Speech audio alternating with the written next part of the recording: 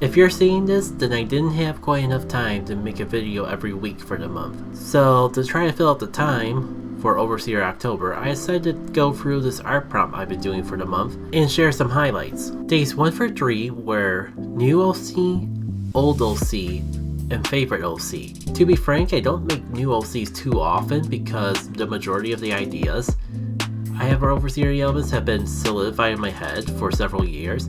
Every now and then things get adjusted in a way that make room for something new though. But this is an exception to even that, cause this came about during an exercise I was doing for myself just to try to diversify my character design by making new Light Priestess NPCs who would act as heal points throughout the adventure. But I ended up liking this one so much I made her own casual outfit design, and I got some ideas of how to implement and flesh her out in the adventure proper.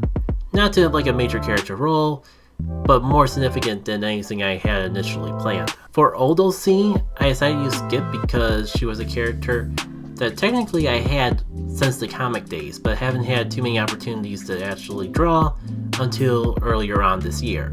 And then there's Sarah, who's pretty self-explanatory, and I feel like I've talked about a lot on the channel due to her starring role in Firebrand Dash, so we'll gloss over her for now. The prompts for day 5 and 6 were underappreciated OC and relationships, so I used the opportunity to actually take some time to flesh out the Shadow Claws, the antagonistic group of Overseer of the Elements.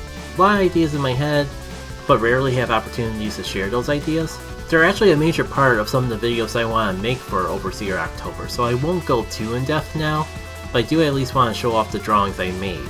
The main 5, from left to right in this drawing, are Bulky, Eluda, Eyes, Lapaw, and Tinker. They're the main antagonists that you come across throughout the adventure, and fall a bit more on the cartoony side than the edgy side, but I swear they're not one-dimensional just because they're not to be taken too seriously. Last, the theme for day 7 was home, and despite temptations to skip it, I did want to talk about just to show off this drawing I did for Techie. Despite being a semi-quick sketch just to go along with the writing I did for this prompt, I did like how it turned out, and other people seemed to appreciate the details.